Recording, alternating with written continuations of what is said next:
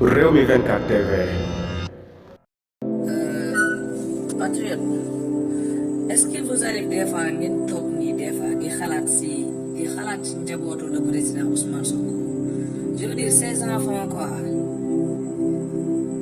Est-ce que patriote xam ngeen ne njabootu le président Ousmane Sonko xale yooyu maanaam duñu fooy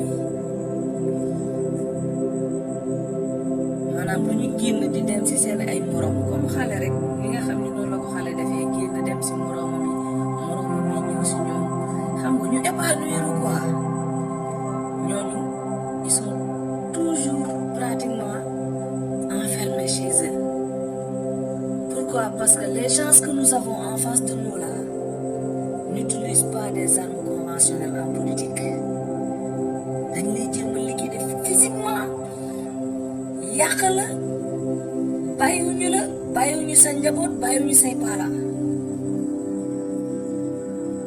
maanaam xale yi bu ñu xëyee dem jàngi ñu yóbbu leen ñu dem jàngi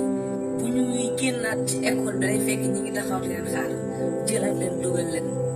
pour rek sàmm leen pour aar leen. njabootu président Ousmane Sonko loolu la ñuy dund. le président Ousmane Sonko ku ne gis na nu mu doon dundee da doon génn dem plage xam nga nekk fa di foo ak xale yi di bëri ak ñoom football et tout ça musul woon xalaat ne di dem ci salle de sport yi musul woon xalaat ne nit dina ko jaral politique ak mbiru àdduna dina ko jaral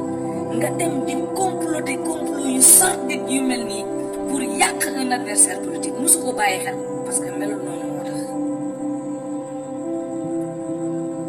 moo tax bu ñu nit ci naan Ousmane Sonko day utiliser les jeunes wala day utiliser sénégalais yi da ngeen di nax seen bopp. Sénégalais yi au contraire wala les jeunes au contraire ñun ñoo utiliser Ousmane Sonko ñun ñoo ko utiliser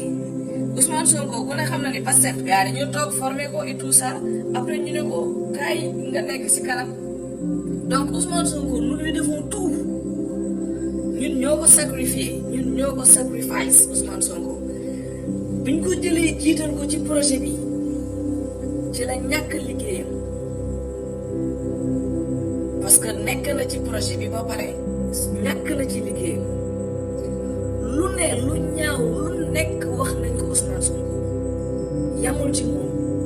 yamul ci waajuram bu jigéen mais dem na ba ci waajuram bi góor bi nga xam ne si sax nekkatul ci kaw suuf yal na yàlla oyofal suuf ci kaw ci soxnaam yi doomam yi amatuñu liberté wu dund comme yeneen xale yi comme xale yi nekk ci suñu kër yi comme suñu njaboot yi doomam yi amuñu liberté boobu toujours enfermé chez eux mënuñu génn. Pourquoi? lan moo tax loolu lan moo ko jar parce que tout simplement